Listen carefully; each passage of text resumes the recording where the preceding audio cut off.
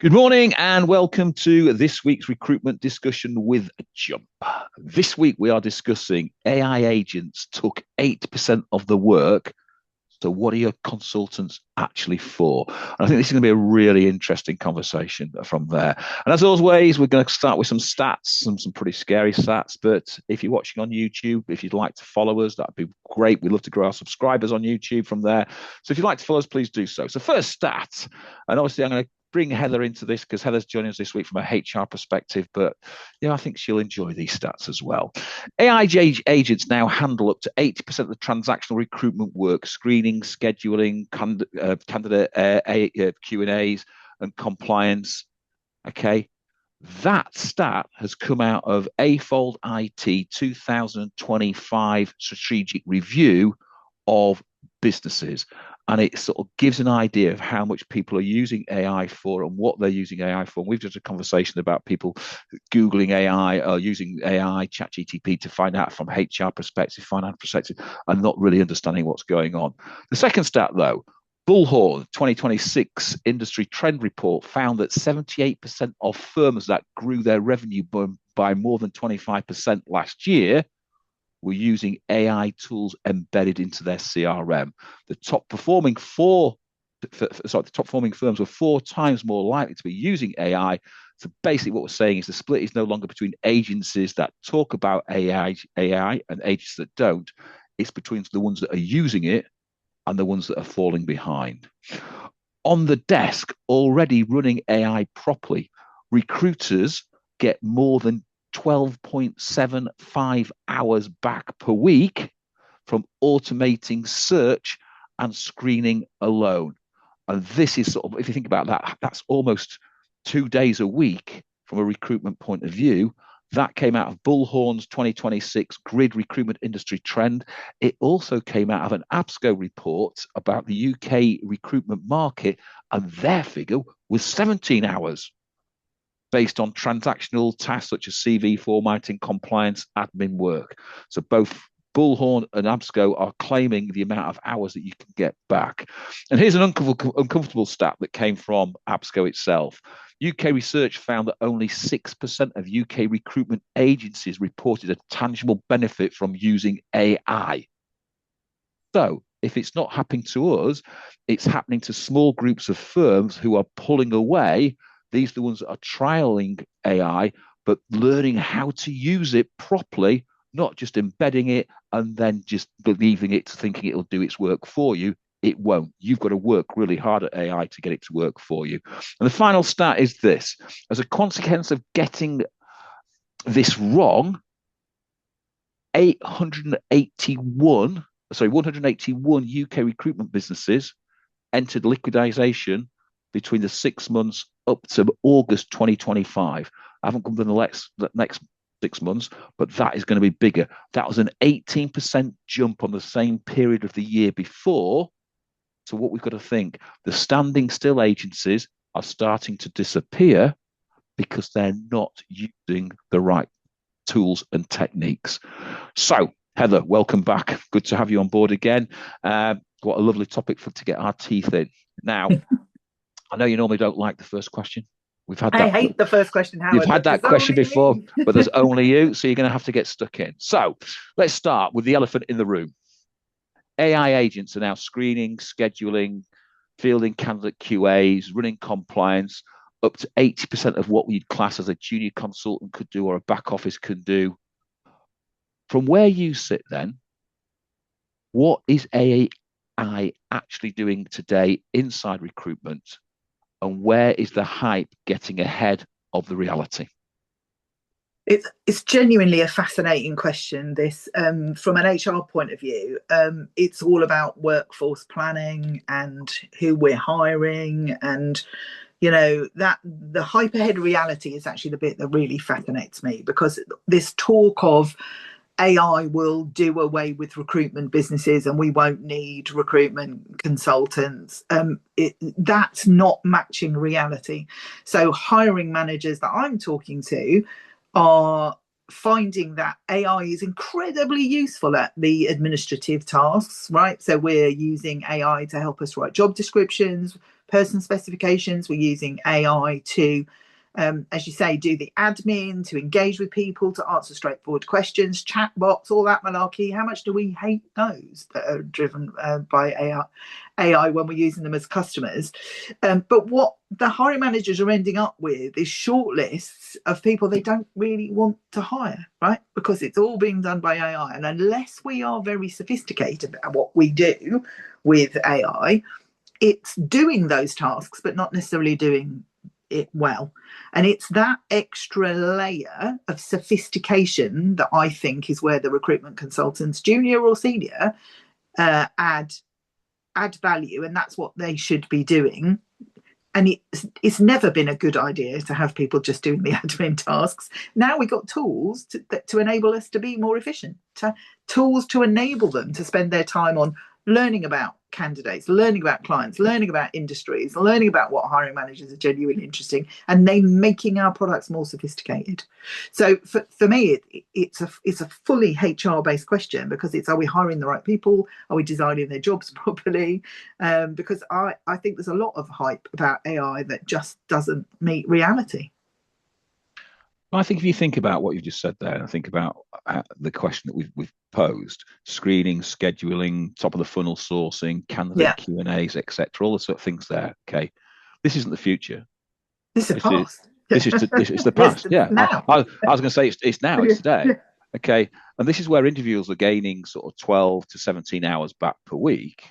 And if that time's used correctly, yes, how much is it worth? Yeah. I mean, I remember having this conversation about 4 or 5 years ago on a webinar with a Jump client, and we helped the Jump client convert from paper timesheets to electronic timesheets. So simple automation, yeah? Yeah.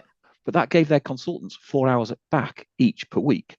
Yeah. Their revenue on their temp side went up by 20% in the next 3 months. Yeah.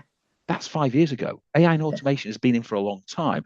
Yeah. We're now seeing the benefits from it. So I think it's not, people keep telling me that AI is transforming recruitment, but can't really name the process that they truly want to change because they don't understand it. And this is where they need to map and see what should AI be doing and what should be a human to be doing. Yeah, and what are they going to do with those extra 12 and a half hours? It's absolutely crucial. What do they do with that time? How do they spend that additional time? Because if you just stay the same, all you've got is junior consultants sitting scrolling on Instagram Reels.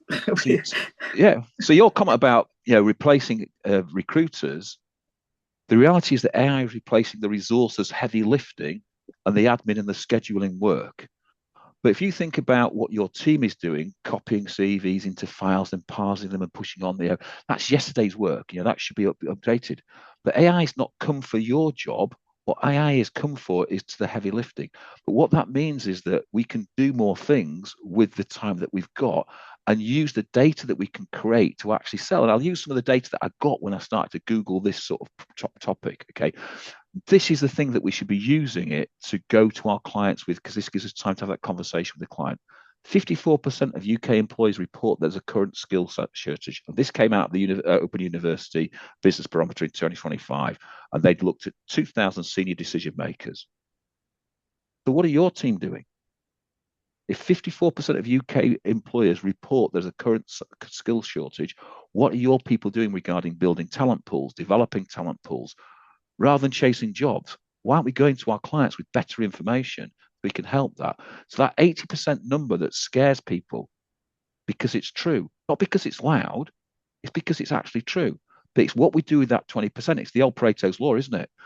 80% of your revenue comes from your 20% of what the work that you do. But now we've got that 20%, and we can really magnify that 20% and highlight it, and we'll start to see a huge difference in what we get from recruitment. So let's move to question 2 then. Name one task in the recruitment process that you would bet money AI never own. Let's just keep that to 1. And can you tell us why put your money on it? It's the advisor role. It's the consultant role. It's and they're all words for the same thing. It's the personal connection with your client and understanding. So we are experts in talent acquisition. We are the ones who talk to the candidates and understand what it is the candidates are looking for and what they want. And the best prompt in the world can't get that information from ChatGPT or whatever, Grok, whatever AI it is that you're going to use. So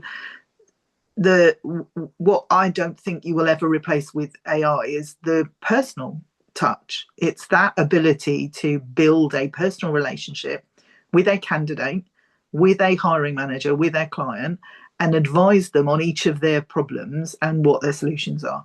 So the candidates search for the perfect job and the clients search for the perfect candidate. That's a sophisticated question to try and write a prompt into AI for. Well, we were talking obviously Yeah. beforehand, and you were saying that you've had quite a number of clients come to you at the moment with, I've put this HR issue into ChatGPT and this is what I've got. Okay. Yes. And I've heard this conversation before. I had an accountant the other day on a chat group saying exactly the same. Somebody's just asked me this question, and they're asking me to do that. And if if AI will own sort of everything eventually, then what actually we're selling is consulting hours to Yes. correct AI, to correct what's going on. So some things will be ever for human. And what you are talking about, that call at 9 o'clock at night, will I take this offer? Will I not take this offer? AI can't feel that. Telling a 25-year top biller, the commission plan has changed. That's a human standing in front of another human, taking the heat for what's actually changing, asking those really awkward questions to hiring managers when the brief is wrong, because we've created an AI brief and it's wrong. That's judgment, that's expertise, that's market knowledge. As you said, that's not a script, that's not an AI prompt, because it hasn't got that lived experience. The reference call where the candidate's last boss is telling you, right, whatever you do, don't write this down, but that is there. And I think we've got to start to make that shift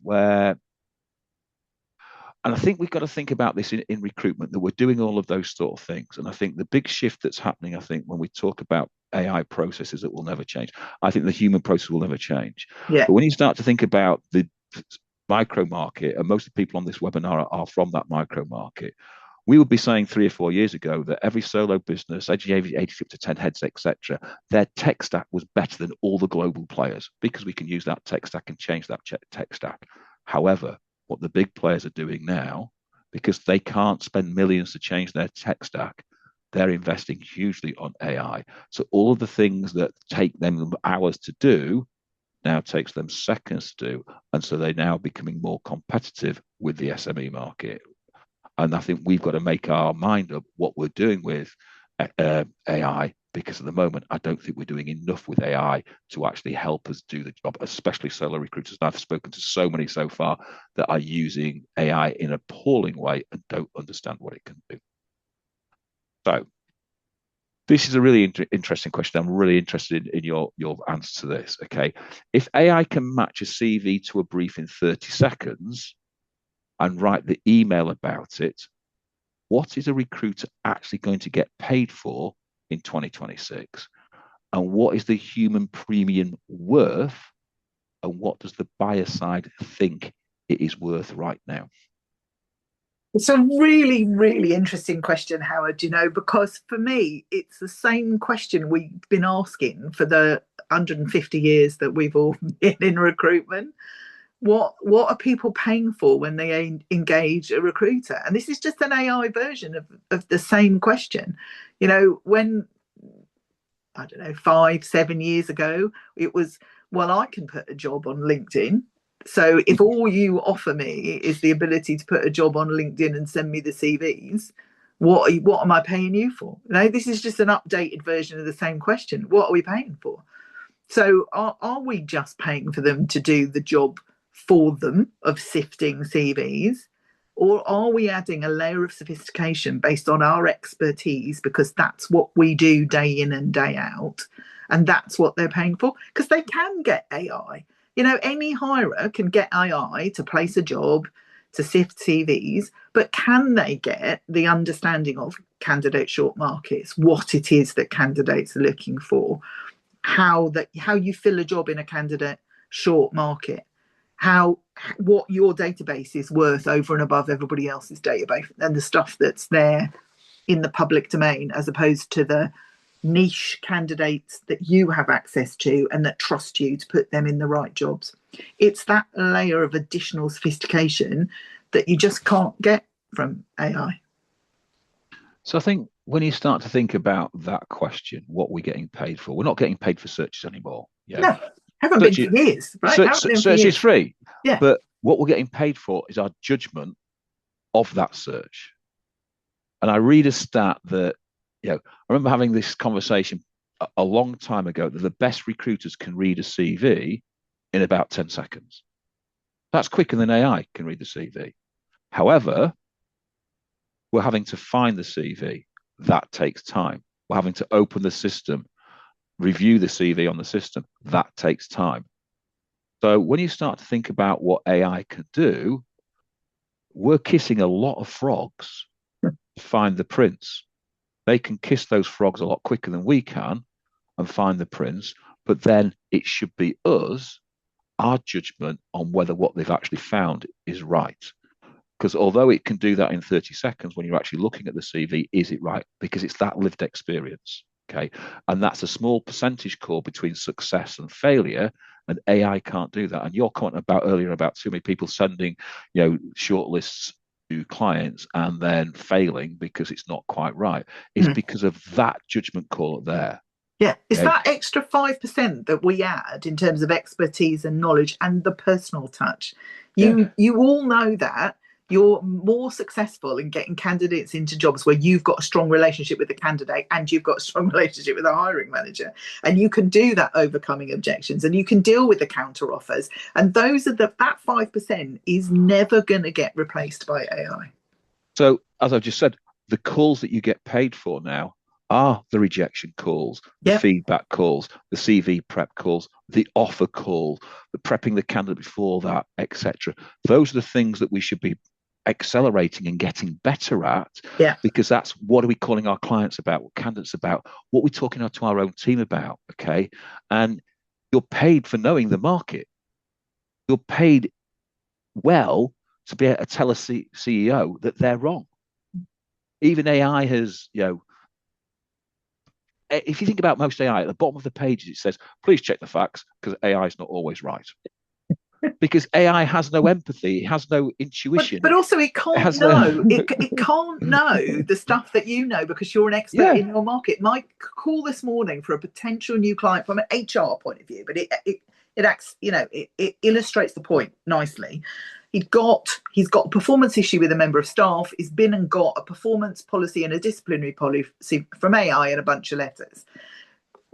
Fortunately, he had the nous to just check with somebody, and I was like, "But those forms are technically correct, right? Those letters, those policies, they're technically correct. But are they going to solve your problem? Do you understand why this person isn't performing?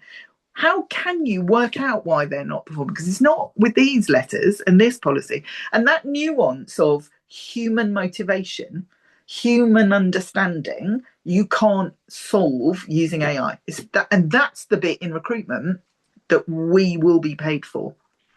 So I had this conversation last week with a client. If you can still justify your fee by sourcing 5 CVs and sending them over, you don't have a recruitment fee anymore. Yeah, you don't have a recruitment business. Yeah. What you have is a finder's fee, and that's only a small portion of what the process is. You get paid for your knowledge, you get paid for your judgment, and that's the difference. And fee in 2026, I think, is all about trust, judgment call, access. Everything else makes the placement happen faster. And the client's now expecting that for the fee, where knowledge is king. And the conversation was going last week with the candidate. They were in an engineering marketplace. And I said, do you understand what's happening in the engineering marketplace? So I like to understand what my clients are doing, etc. He said, what do you mean? I said, okay, UK Engineering report of an annual shortfall of 59,000 people in core engineering roles in 2026. It also states that 91,000 engineers, that's 20% of the UK engineering workforce, will retire at the end of 2026. Why aren't you going out and telling that to your CEOs and your council when they're saying you can't find the right candidate, you haven't got this, you haven't got that? And that's about building trust. That's about giving them information that can help them make a better informed decision, a better judgment call. It goes both ways. If we want to win, we've got to start to think about how we can win with them and what's going on, and access to information and knowing where to find a candidate in the market before the client asks for the candidate. That's the recruitment skills. And that's the things that we're getting paid for, that interrogation of the data that AI can bring us and the information it can bring us, and then go out and action those type of things. And I think that is what recruiters are getting paid for in 2026, rather than just pushing a CV across and hoping it sticks, pushing a spec CV out and hoping it sticks. Yes, you'll get a fee, potentially, but you could get a far bigger fee doing it correctly and doing it the right way. I'm going to go back to our opening statement. If 80% of the old recruitment job is gone, what does the new recruitment consultant actually do all day? So I want you to sort of walk us through their week, Monday morning, etc., Friday afternoon. What have they shipped? What have they stopped doing? And this is a great one, because from an HR point of view, not any idea at all, Howard. So I think we should come to you. Oh, thanks. I hate the fourth question, being going first. So question 4, over to you, Howard. Okay. So I wrote the question thinking I was going to get a sensible answer, and then thought who's on the call? Heather. It's not going to be sensible, is it? Right. Okay. So let's think. So I put this in a very tongue-in-cheek way. Monday is about reviewing your AI shortlist on every live role and rejecting 60% of it. So that will increase your fill rate. Consultant's job is now about building a long list and killing the bad ones. Yes, killing them off so you can work the jobs that are worth working. If you want to increase your 20%, 30% fill rate to 67%, you've got to kill off the bad jobs. So Monday morning should be about killing off the bad jobs. Tuesday. If Tuesday is about recruiting, then having 3 senior candidate conversations lasting 45 minutes to 60 minutes, not a 10-minute screening call, a real conversation, because that's where placements are made. That's where relationships are gained. That's where information is shared. That's where your gut feeling is created about whether that candidate can do the job or not. And AI hasn't got a gut. Maybe fat with information, but it's not fat with feeling. Wednesday. I thought, let's get into Wednesday. Okay, what do we need? Wednesday. 2 calls with clients done properly. And the aim is to leave the call with a sharper brief than the one that was given to you. So that means you can find the candidate by design and not by luck. If you've got the briefing document that the client has given you and you put that into AI, that is what AI will bring back to you. But if you speak to the client and add 5 or 6, 10 things into that briefing document that no one else has got, then your AI search will bring you a better list of candidates that are more likely for the job. Then it's down to your capabilities to actually then go out and sort those candidates. Thursday, okay, everyone talks about content. So Thursday I put is all about writing, okay, a market piece of information, a candidate insight, a LinkedIn post, new consultants about their voice in the marketplace. And I think this, if you can't write it, then you can't win in 2026. Yes, you can get AI to write it, but that makes you a very lazy recruiter. And most of the average recruiters are getting AI to write absolutely everything. And then when their client questions on it, they haven't a clue because they haven't written it. They haven't got the knowledge to write it. They haven't done it. So I think that demonstrates the consultant's lack of true skills. But by all means, AI can help. But if you're not actually writing it, then you're not learning. I always think that there was a great comment that came to me once that, if you want to learn something properly, teach it. Because that means you've got to learn the subject better than the people that you're teaching it to. And what you're doing, if you're using AI to find all that subject matter and then trying to teach your client it, but you haven't learned it, you've got a problem. And that's where you'll fall stupid. And Friday is about judgment day. Okay. Not metrics. AI will tell you the numbers. The consultants will decide what they mean and what they do about it. So you can start to look at your strengths, your weaknesses, and look at the naked truth about your performance. Because the one thing that AI does and data does, it tells you the truth. It doesn't lie. Whatever you've put in, that's what you're going to get out. And that's the truth about them. So I think those things or measure how your week has gone, what you've done, your strengths, your weaknesses, and start to build a pattern to help you become a better recruiter and do those better things. So that was just a real sort of tongue-in-cheek viewpoint. But when I started to write it, I started to think, actually, a lot of those things, if you did those things consistently, you would be a better recruiter. Mm.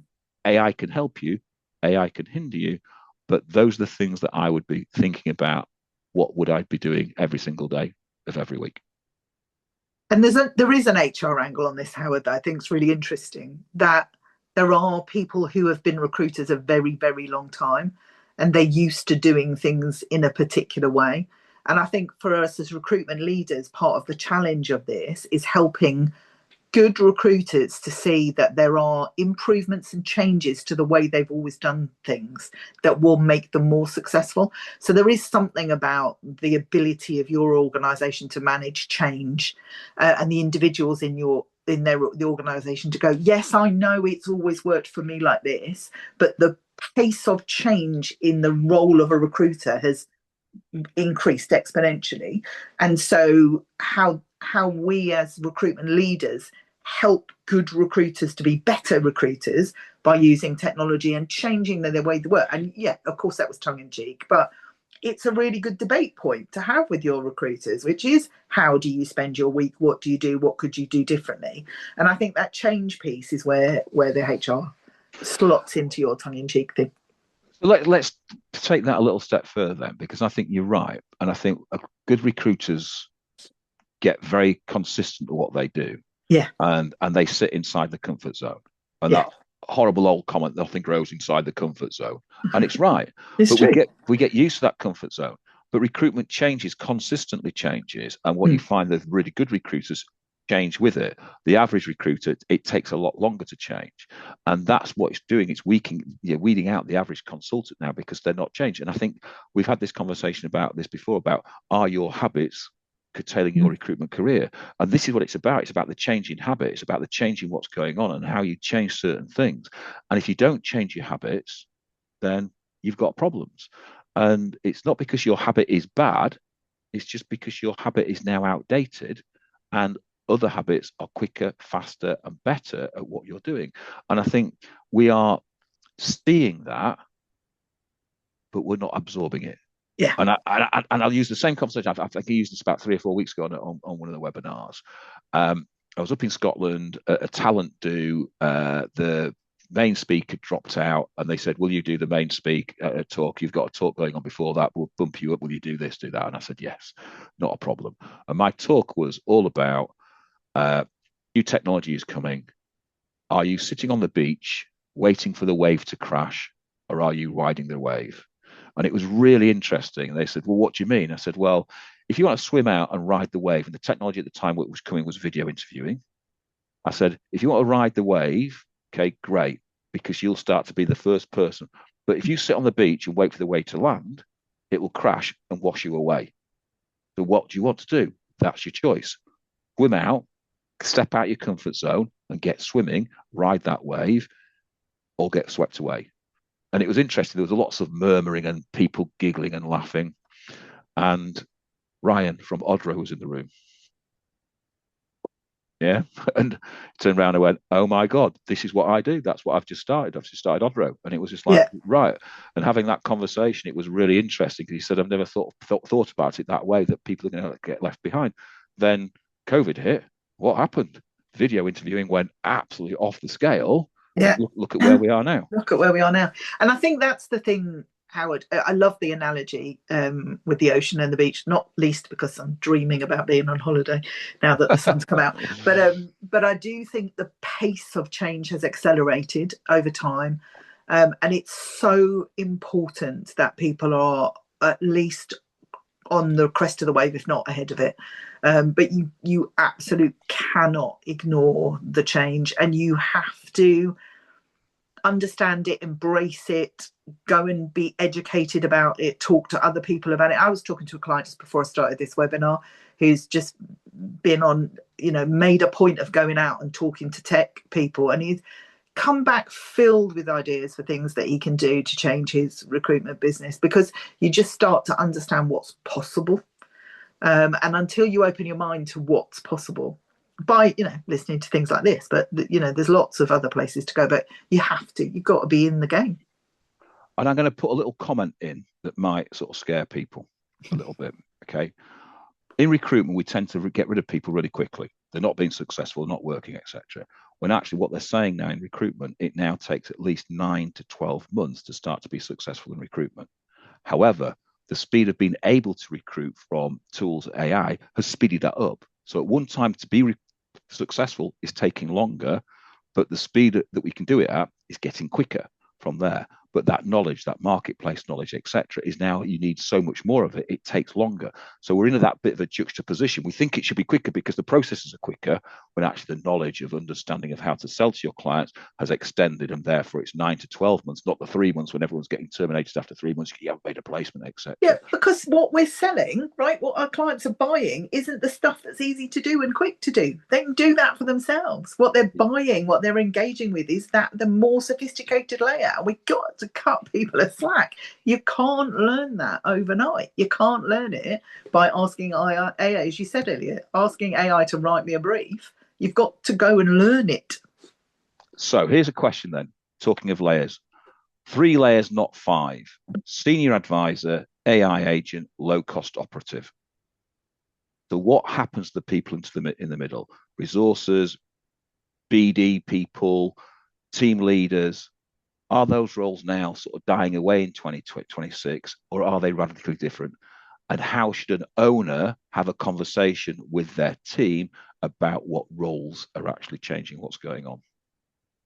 Yeah, it's really, really interesting, isn't it? Because for me, the bit that isn't changing is the bit that we don't always focus on enough in recruitment. And that's actually about leadership and management.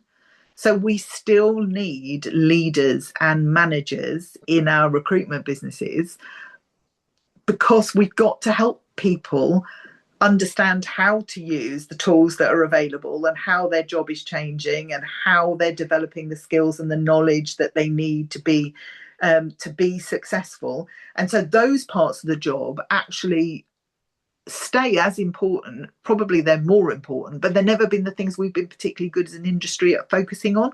Like, we're really good at performance metrics and KPIs and targets, and not the softer stuff.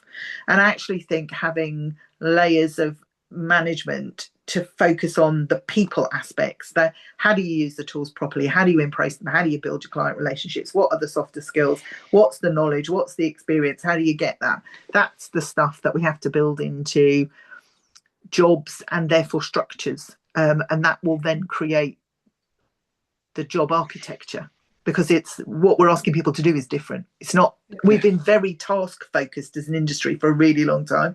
You do this, you get these CVs, you get these interviews, you get that. The value from our industry is in more sophisticated parts of the job now, and therefore we need better metrics, better management, better conversation, better leadership. So if you look to say the pure resources role, so we'll go through that sort of role. Yeah. So, maybe not this year, but maybe next year, that role will be replaced predominantly by AI. And so what you're probably saying is that if you're recruiting a resourcer, by the time they finish probation, probably AI's gone past their roles. Your comment on team leaders was really interesting in managers, because I think that's the area that we need to really look at. And it's less about watching KPIs. Yeah. It's more about coaching the judgment, yeah, and developing their team. And current leaders can't do that without retraining. Yeah. But most of them haven't been trained in the first place to do that. And so they need training completely on that. And that goes back to sort of like the cold calling BD person, so that junior BD person has really sort of disappeared. But the person who can build a reputation in a niche, start senior conversations are more valued than ever because they can go and have a proper conversation with clients. So those people with that in-depth knowledge are really there. And that means your owners have got to have honest conversations with their team about what they're doing. It's not about making the redundant conversations. I think that's rubbish. It's about redesigning the conversation and where people are valuable.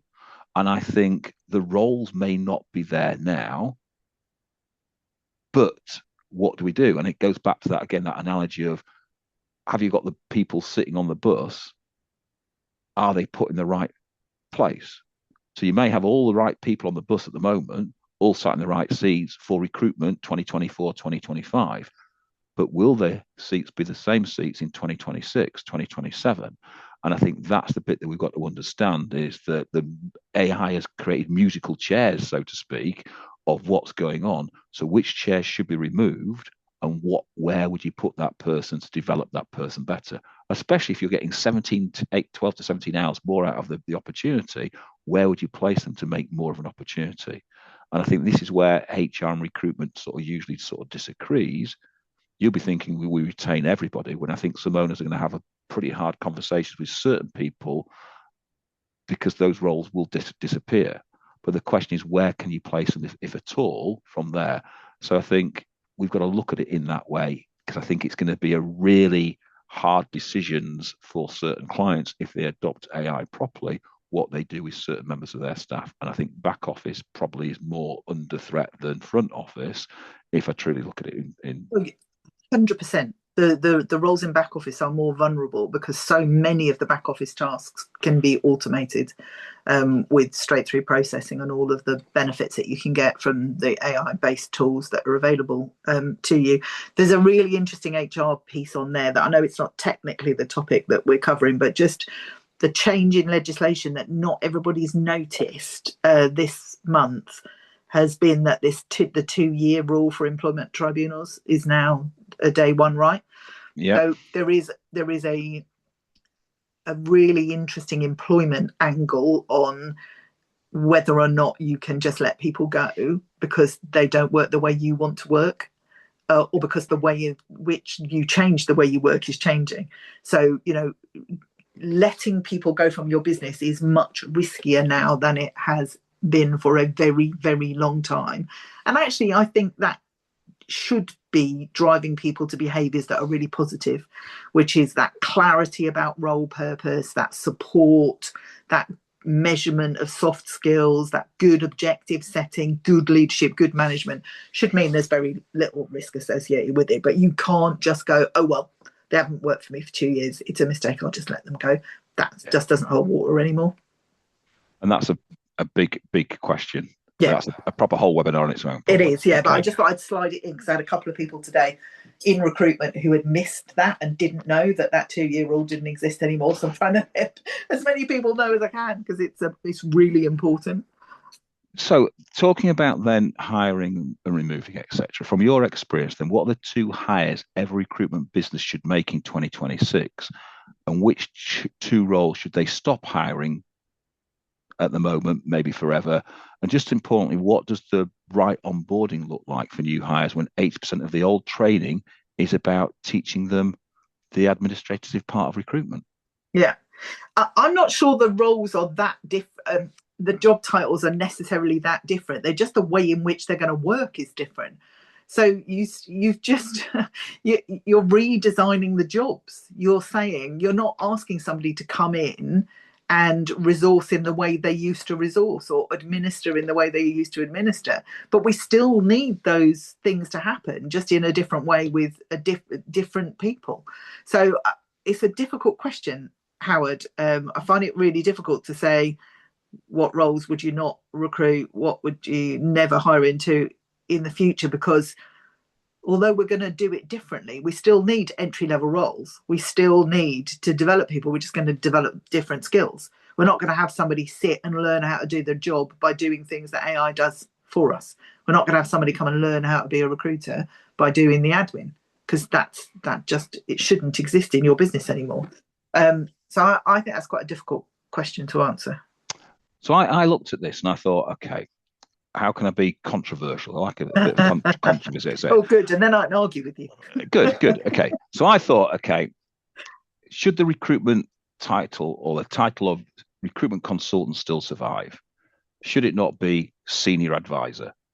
We've got financial advisors, mortgage advisors, health advisors. But what I want is somebody to be able to go out and have board level conversations, sell retainers, close on judgment, close on knowledge, close on data with clients, but close in a different way. Let's stop selling this, reoccurring 30-day rolling contract. Let's go out and start to sell big ticket businesses to small companies where we want a 2-3 year relationship with them, where we can have that locked in for a certain time. That takes an advisor, not a recruitment consultant. And so I would look at what I could do with my best consultants to say, can they move to be an advisor? Could they do that, etc.? Because I think that's going to be where the market goes. If you can start to advise and steer companies in the right direction, would that bring more money to you? Would you be more valuable to the client? I think would be far more valuable to the client. And I think that's always been the case, right? AI is just accelerating it. It's just accelerating. But the best recruitment businesses have always been those who provide consultancy, who were talent acquisition specialists, not just CV churners. So I'll go back to my conversation about the large businesses and the small recruitment agencies. The larger businesses that have got the volume of consultants just churning and churning, they are now getting more and more consultative at the top end and go out and selling to bigger clients, but they're now selling to smaller clients and hoovering up those smaller clients. So where the 79% of the recruitment agency with 10 heads and less used to operate, that's starting to be eaten up now by the bigger players because they're seeing the opportunity, because they've got the speed to do that, but now they've got people who can go in with a far bigger judgment call than ever before. Yeah. I think the other thing that we should be hiring is, if you can afford it, an AI ops lead who can track systems, create prompts, write flows, okay, is going to be absolutely critical to your business. So whether you insource it or outsource it, because without it, everyone is an AI expert, and therefore it becomes nobody's job in the business if everyone's meant to do it. So I think you must almost stop buying AI products because they're simply skin versions of Claude, ChatGTP, or Copilot, whatever you, and start to think about, right, let's look at my systems. What could they do? What could they work with? And I think, I don't think that has to be necessarily expensive, right? Because you don't need to hire somebody who's done it all before. What you need is somebody with a mindset who says, I am open to how technology can improve this business. I am eager to understand how your business currently operates, and then look for opportunities to automate it and use technology. And if you can hire somebody with that mindset and let them loose with a little bit of budget, I honestly think this isn't something where you necessarily need there aren't that many people around who've done it before, right? This is new. What you need is that mindset piece of somebody who wants to go and find problems and fix them, find sticking points with admin and solve them using technology. And it's just going out there and having that hunger. And I don't think that has to be expensive, but I think you're right. It's absolutely crucial. And you might even have somebody in your business already who can be redeployed to do that, right? Because they're genuinely fascinated by the opportunity presented by all of the technology that's becoming available. And there's loads of it is out there for free. I like to experiment and like to look around on experiment. And I went out and started to look on Instagram, on other areas, went on Viva. You can get people to write prompts on Viva for next to nothing. It would be a generic prompt to build me a marketing department, build me this, build me that. And it's having the knowledge of writing the prompts. Yeah.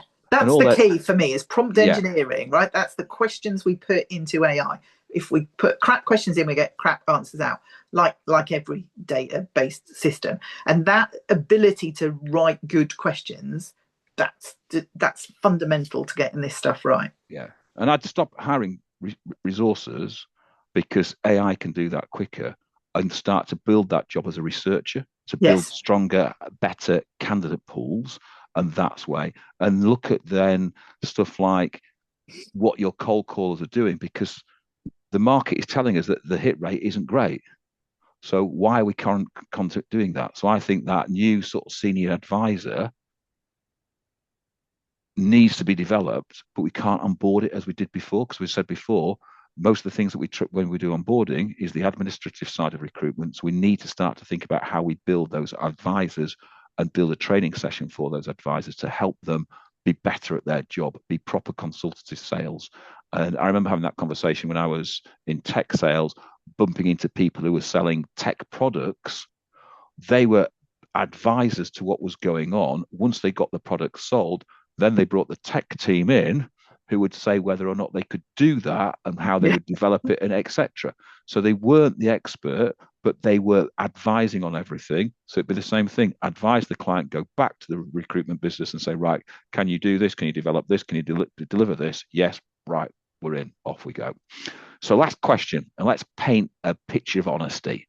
A recruitment business that ignores all of this in the next 12 months, no hires, no new tools, no rewriting of consultants' roles, no designs of new systems, etc.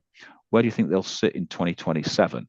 And let's be right at it, specific and no fudge it. Is this a trick question, Howard? I love this because when I read the question, I was like, what is it a trick question? They won't be here, right? They will be gone. That business will be dead in the water. Things are moving so fast. If we don't move with them, if we're not on that wave, we'll be swept away. Unquestioning, this is not change that you can ignore. There is changes here right now, and if you're not, it's not too late to do something about it now. Absolutely not too late. But if you ignore it for the next 12 months, your business won't exist. So if you think about small businesses with sort of two or three, four or five consultants, and one of them is your leading consultant, can you imagine a bigger player coming up and saying, look, I can give you better tools, better equipment that's quicker, faster, because that means you can do the job quicker and faster. I Yeah. also think what's going to happen is your margins are going to get thinner. So Yeah. we're going to start to lose. So if you're pricing like we did in 2022, in 2027, you're going to have a problem. You're going to have a real big fight on your hands. If you're still working like we did in 2022, how tired are your team going to be? How exhausted are they going to be compared to the other competitors who are doing things quicker, faster, and doing that? And I think what we'll find is that lots of owners who have gone off the tools will be going back on the tools Mhm. because they've lost people. And I think the biggest stat that came out of the whole of this research is 21% of UK agencies are already losing money this year. That number is not going to get kinder if you're not using tools to help you generate money quickly. Yeah. And the number of agencies that are moving and disappearing is accelerating. So I think that 21.5% will grow and grow quickly unless people do things.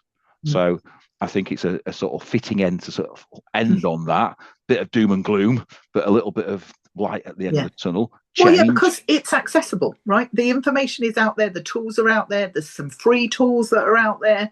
The opportunity is there. There's loads of information, there's loads of support. It's having the urgency to know you've got to do something about it. I think it's all down to habit. Change your habit and you will succeed. If you keep doing the same things over and over again and expect different results, you're going to be dead in the water. And I think Yeah. that's recruitment. And this is the first time I think in my 35 years of recruitment, I've said that where I think that is actually going to happen.